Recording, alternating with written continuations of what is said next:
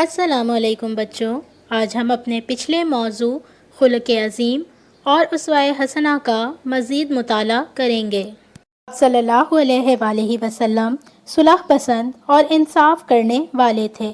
دور جاہلیت میں مکہ مکرمہ کے لوگ دوسرے شہروں سے آنے والے تاجروں کا مال ہڑپ کر لیتے تھے۔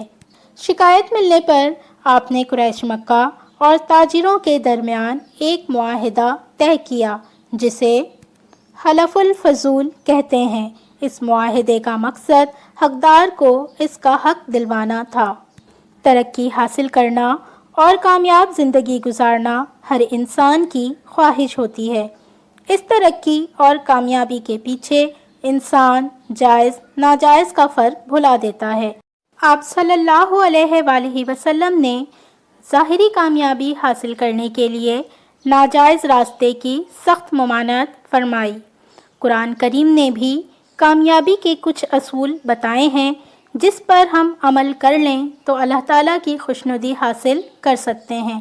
اللہ تعالیٰ نے قرآن میں فرمایا، ہر مشکل کے بعد آسانی ہے۔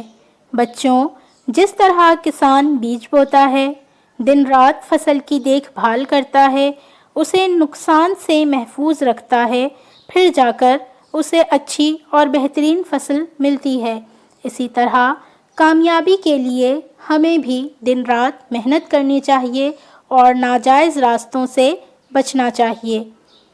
آپ صلی اللہ علیہ وآلہ وسلم کی سیرت طیبہ انسانیت کا نجات دہندہ ہے۔ آپ صلی اللہ علیہ وآلہ وسلم کی پوری زندگی اللہ پر توکل کی عملی صورت ہے۔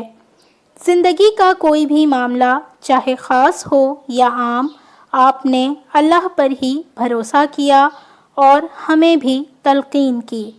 بچوں، آج کے دور میں ہم اخلاقیات سے دور ہیں۔ ہمیں چاہیے کہ ہم سیرت طیبہ کا مطالعہ کریں اور اس پر عمل بھی کریں، کیونکہ آپ صلی اللہ علیہ وآلہ وسلم نے زندگی کے تمام مراحل میں اخلاقیات کو آخر تک پہنچا دیا ہے، جس سے آگے بڑھنا انسانی طاقت سے باہر ہے۔ آپ صلی اللہ علیہ وآلہ وسلم کی سیرت اور طریقہ زندگی ہم تمام مسلمانوں کے لیے ایک بہترین اور آخری مشعل راہ ہے۔ امید ہے آپ یہ سبق اچھی طرح سمجھ گئے ہوں گے۔